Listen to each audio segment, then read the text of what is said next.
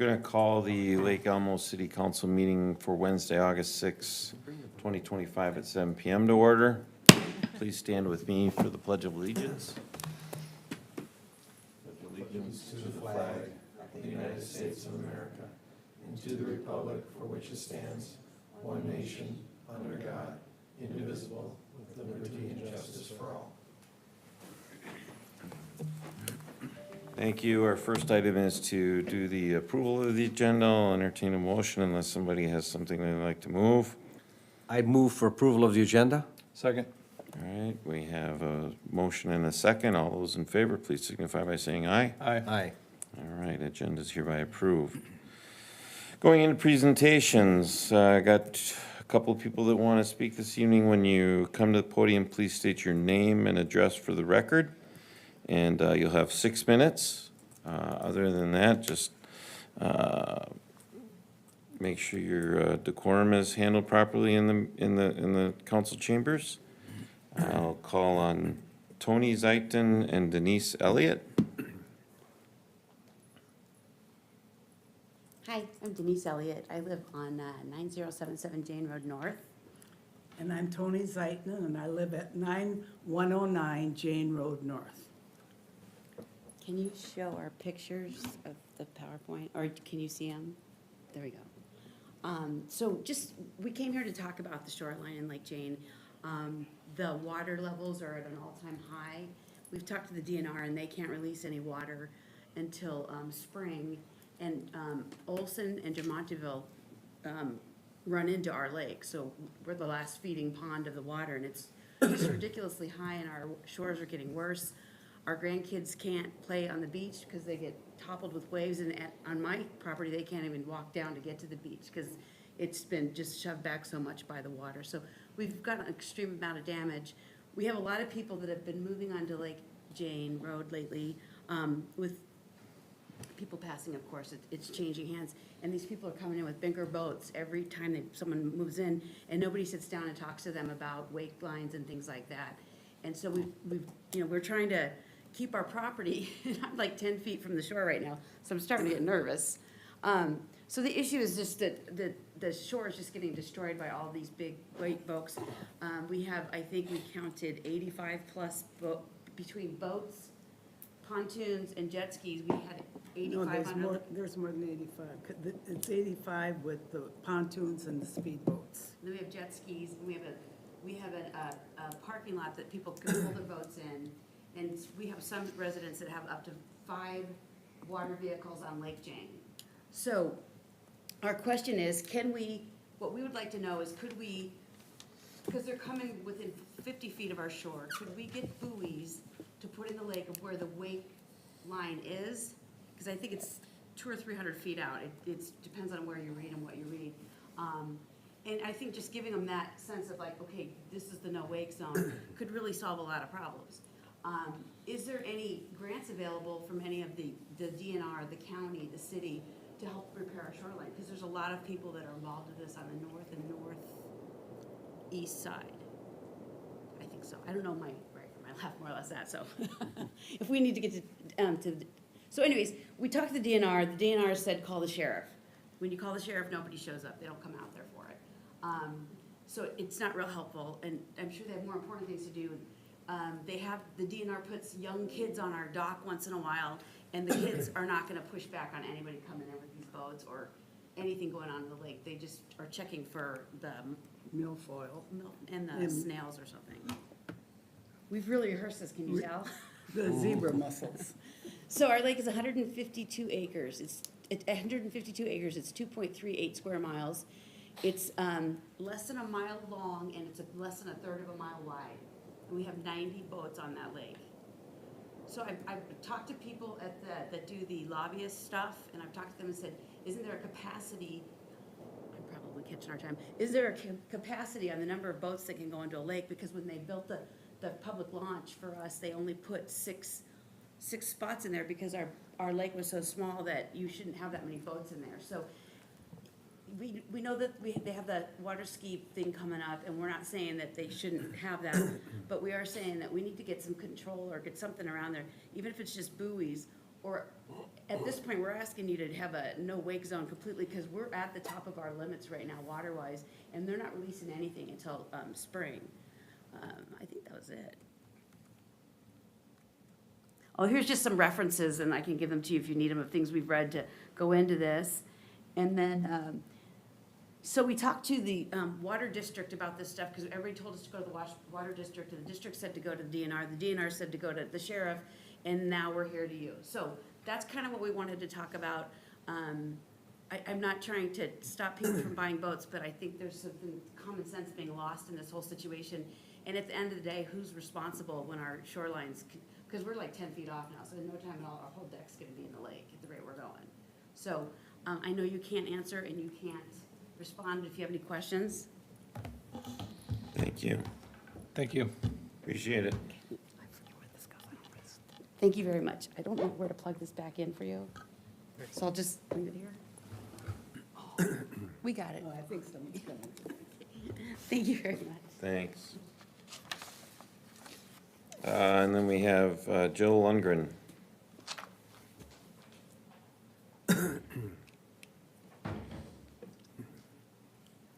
Hi, my name is Jill Lundgren, and I live at 8282 Hidden Bay Court North, Lake Elmo. I want to talk about a few things today. The first is the farmer's market. I started the farmer's market about 11 years ago, and I am no longer going to be running the farmer's market. Hopefully, we have a new manager. Her name is Trista, and she's going to be running the farmer's market. Unfortunately, it is very difficult to run a farmer's market without volunteers. I started it in a small parking lot with maybe 6 vendors. We have now over 30 vendors. Some are part-time, some are full-time. We always have a food truck there. We have music there, and it could not have happened without this community. Our average walk through traffic we count is 400 to 500. This farmer's market is run on volunteers, and we get up on Saturdays. We are there at 7 o'clock in the morning. We put signs out the day before. We put banners out. We are marking the parking lot spaces so the vendors, when they come in, they know where to go. We block off the area so nobody's driving their cars through the Lake Elmo school. We buy insurance through the Minnesota Farmers Market Association. We pay for the parking lot through the Stillwater School District. And we have become a 501(c). This couldn't have been done. I had surgery at the time if it was not for the volunteers that actively pursued this. Through the time, we have handed out simple book bags. This last time, we have handed out coffee cups to the vendors and to the folks coming through. We have donated over $6,000 to the Washington County Canine Unit because they were in need of 2 vests for the police dogs.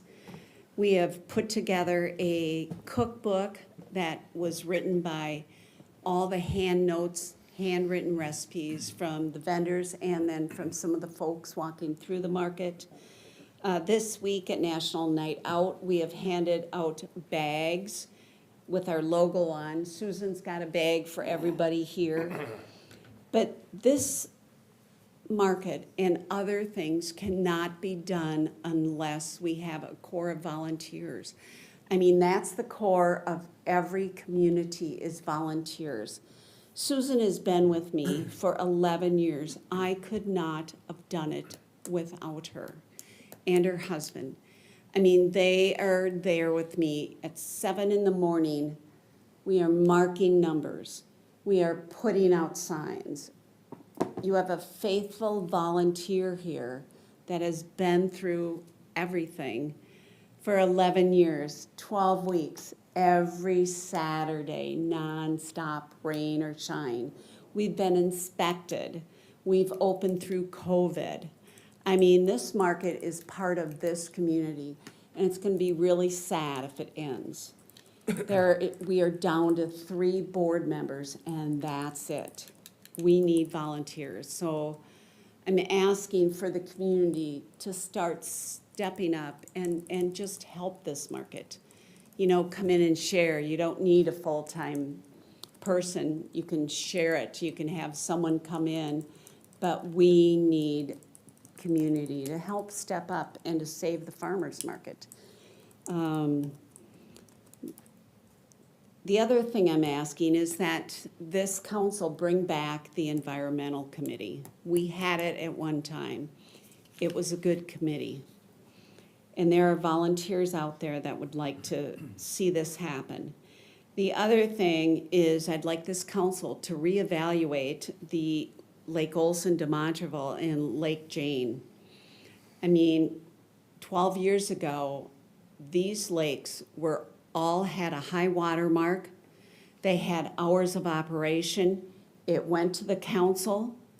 It got voted down, but Lake Elmo retained their hours of operation. They retained their high water mark because one council member wanted it and the others all voted for it. And that was during the times of troubles, I'll say.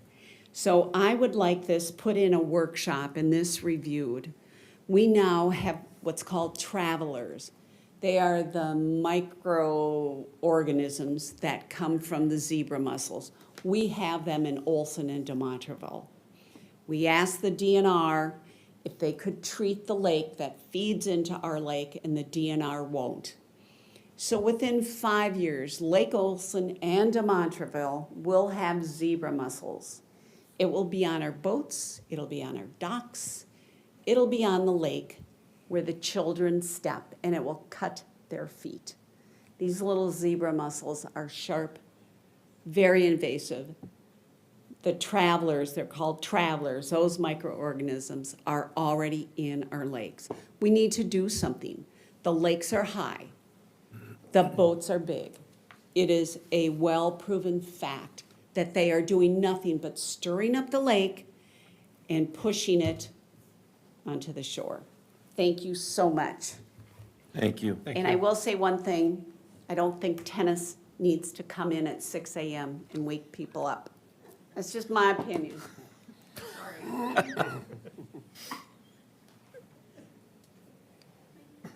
Thank you, Ms. Lundgren. All right.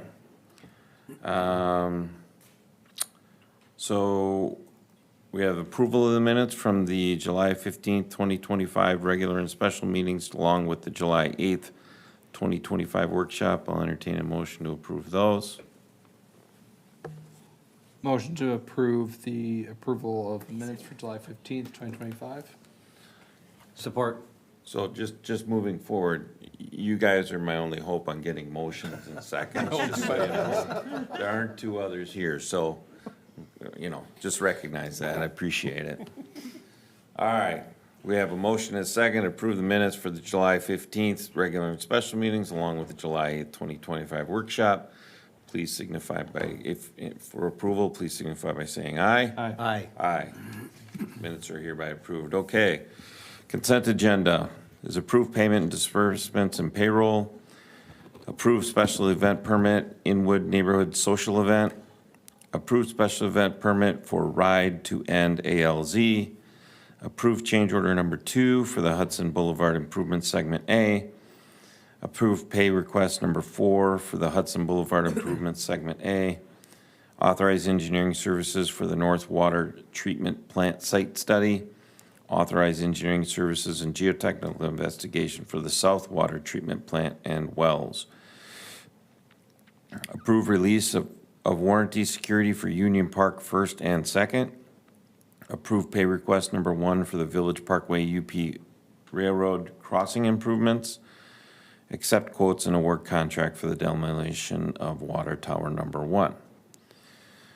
I'll entertain a motion to approve the consent agenda.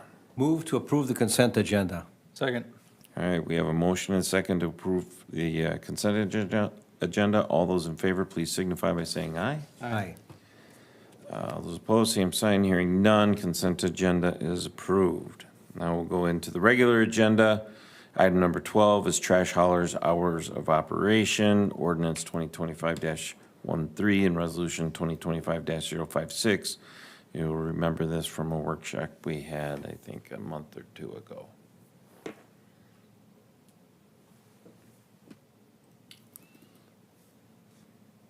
Okay, so we had a workshop on this, and it was a request from tennis to move the hours of operation from 7 to 6 a.m. So this is the background. We did a review, and we reviewed solid waste for 12 nearby cities. Of the cities reviewed, 4 have a start time of 6 a.m. and 6 have a start time of 7 a.m. We also had cities that didn't specify. We can go through kind of the cities right here. So you can see St. Paul, and actually Minneapolis too, is a 6 a.m. start time. But we reached out to Woodbury, and their change happened in 2009. They don't receive very many complaints unless it's before 6 a.m. They said at the time it wasn't a contentious process to change their hours of operation. Cottage Grove, same thing, but in 2016. And we basically heard the same thing from all the communities. And then Maplewood, also is a 6 a.m. from 2011. There wasn't much of a process, it wasn't contentious, and they don't receive complaints unless it's before 6 a.m. So you can see some of the other cities have the 7 a.m. start time, but this is the research that we did, this is what we found. And then the proposed language would just be a strike through the 7 a.m. and to 6 a.m. And then if if you want to approve it, it would be a move to adopt ordinance 2025-13, and you have the adoption of the summary of publication resolution. Any questions? Oh, thank you for that. Any questions for Mr. Stopa? No questions here. No questions. It seems like, oh, not a question. Yeah. All right, with that, I'll entertain a motion. Move to adopt ordinance 2025-13, amending city code as presented by city staff. Support. Okay, we have a motion, second discussion. My only observation is, most of the cities are at 7 o'clock. There's only, what, two or three that are at 6. Yeah, and we don't know if that was based on a request from the haulers or anything like that, did It we? was. It was, okay. One of them actually was operating at 6 and realized their code said 7 and then changed it to 6. Okay. Yeah. I guess for my part, I don't have a problem with it. I could see people getting there before 6 would be a problem.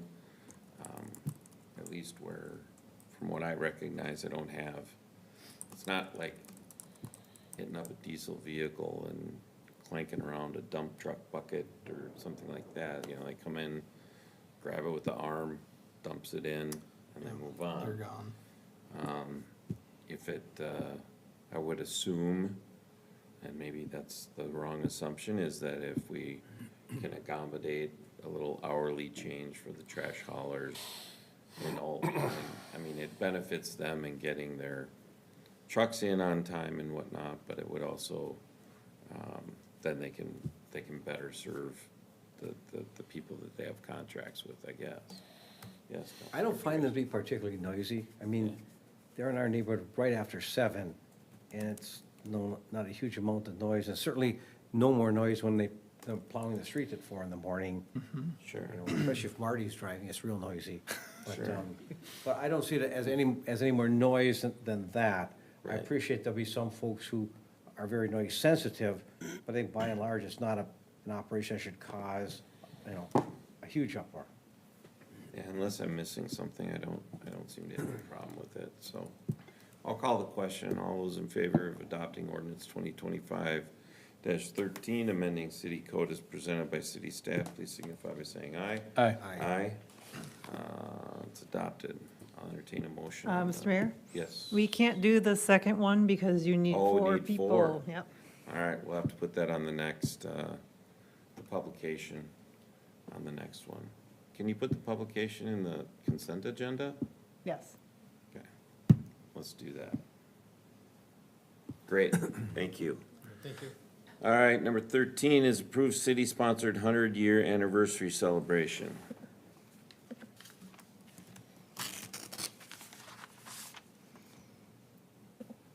Ms. Miller. Mayor and council, this item was put on for the council to discuss, based on the request, at our last meeting to have staff look into, the fireworks display. So, we have this item just in general for you to discuss, the scope of the celebration, if it's gonna be beyond the fireworks display. So we don't have anything else prepared for it. I thought we would have to,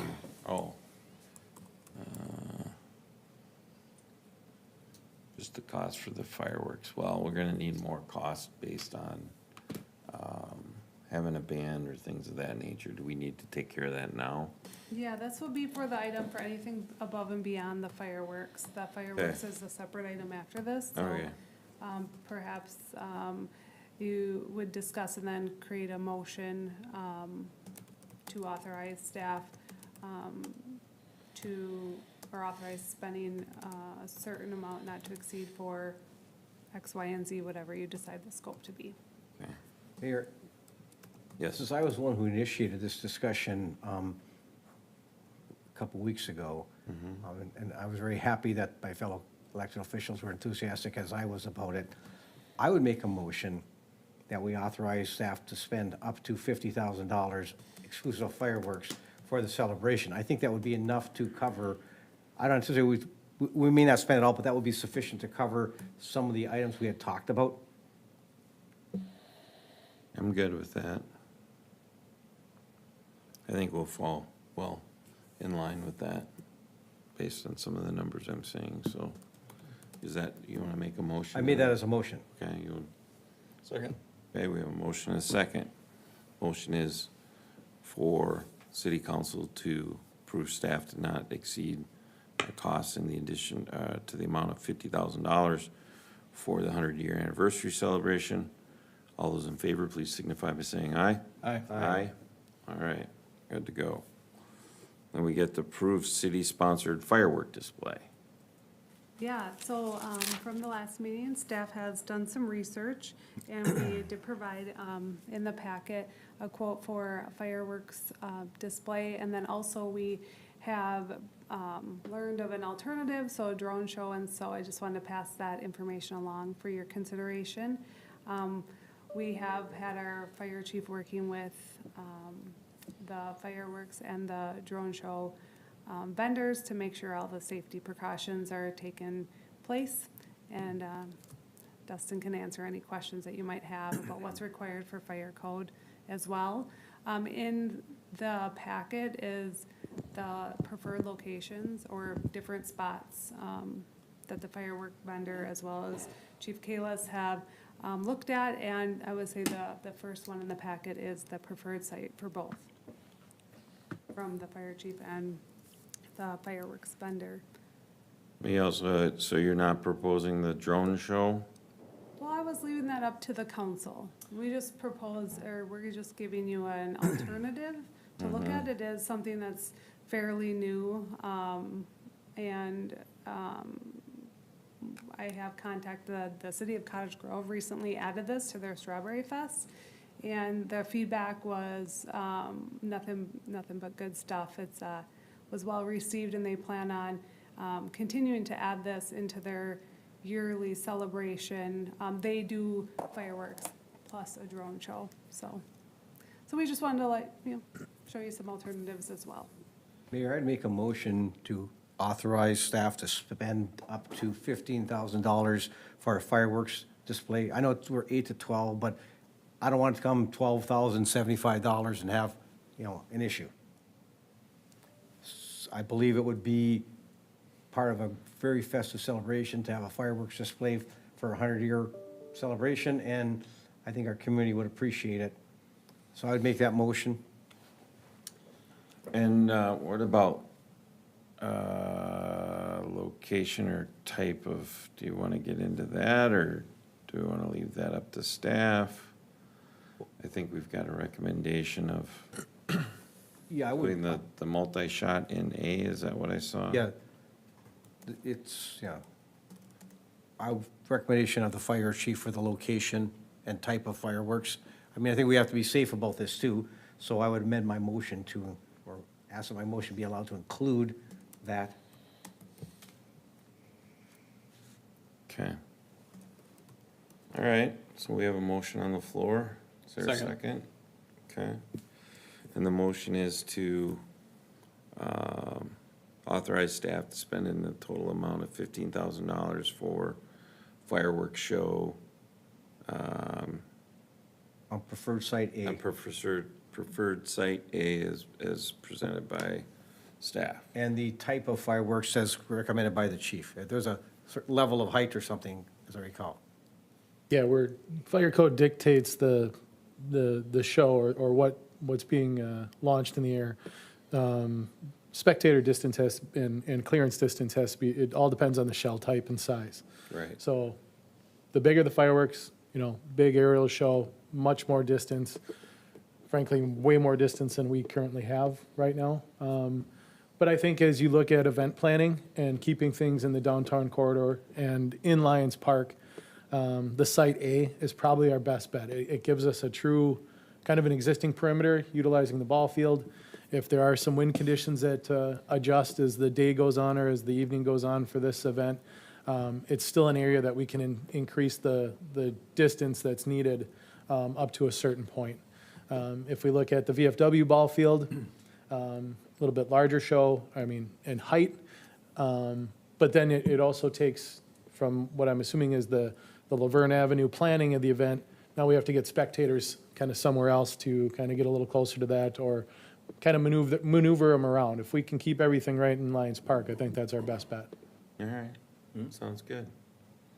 So, all those in favor of the motion as presented, please signify by saying aye. Aye. Aye. Approved. So, move into council reports. You have anything to report, Councilmember Dragisich? Only to thank the staff for the extra work they did on this 100-year celebration thing. It involved a lot more people than I guess I envisioned it would, and rightfully so. But from this city council, I appreciate the efforts that you did in putting this together on very short notice. And I'd also thank the mayor for his leadership in helping to organize this as well. I know he spent a lot of extra time in our discussions last evening about the different events and all that. So that's my only report, is to thank everybody who will help make this very successful. Yeah, ditto on that. I'd like to thank the group that put together the National Night Out last night. And again, another great turnout. A lot of new vendors, people there. I see a lot of smiling kids, not so many crying kids. It's great to have the K-9 unit come and do a little display. Thanks to the fire department and public works department and city staff for being there to ask questions and kids run around and check out the big stuff that I know they think that's cool. Well, I probably still think that's cool too, so. Appreciate the sheriff's office being there as well. Again, it's just nice to see people in the community coming together and walking there in a safe environment. Getting to see some of the offerings that some businesses have in and around the community. It was a little interesting that some of the businesses weren't even included, like the owners would live in Lake Elmo, but their business was somewhere closer, but they thought it was important enough for them to be there. I thought that was good. So that's from my report. You have anything, Councilmember Cragness? Yeah, I was looking into the food trucks for the 100-year anniversary, and we have 13 interested food trucks so far. Okay. I've contacted all of them and have heard back from a handful on food and beverage minimums as well. I think what I've seen from the few that have reached back out, they're gonna waive that amount due to the 100-year anniversary, which is pretty cool. But that's all I have so far. Sounds good. Staff reports, anything, Administrator Miller? Well, I just want to echo what you guys said, of thanking the staff for attending Lake Elmo Night Out. There's a lot of staff there, and it was nice to see that as well. One additional question that we wanted to bring up was an alternative date for the fireworks show if weather was to be an issue. In September, Fire Chief Kalis had a good idea of perhaps an alternative date is during the light up of the tree in December, Oh, just in case, Yeah. just have a backup plan. Knowing other cities with firework, legacy fireworks displays and the potential issue that causes if weather wants to throw a wrench into our plans, so it's not just a hat rack. right? Nice. Try to think of another date to keep, again, to keep it,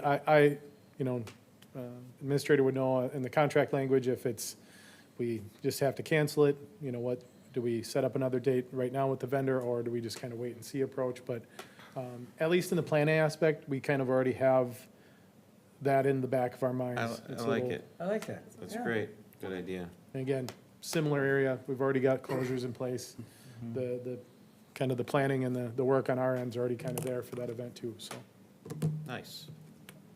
Ms. Johnson, No report, thank you. Mr. Stolpa? Today, I was at the Minnesota Shopping Center Association on a panel talking about Lake Elmo and economic development opportunities. And I was giving them an update on the 180 acres, so hopefully they're interested and follow up. So Yeah. pitch And the site, so, All that land along 94. and all that too, yeah. Yeah. Mayor, I'd like to, I did receive a message from a commercial developer that I know personally, and commenting what a great job Jason did in presenting that. And she wants to know where we got him from. And I said, he came to Lake Elmo because it's such a wonderful place to work. But she was very complimentary of the presentation that he made and, said he did a great job for the city. She had no reason to do that. I mean, Right. It's nice to get that unsolicited feedback, for sure. But all I have. she's not gonna refund the $20 you gave her, obviously. Director Powers. For the first time, maybe Lake Elmo's going to be submitting water for the taste test at the state fair. So anybody goes to the state fair, make sure you pick the right glass of water. Interesting. Okay. Chief, No report for me. No report for me. Stanley, no? Sarah? No report. All right. With that, nice short meeting this evening. Thank you for everybody's time. We'll adjourn this meeting at 7:32.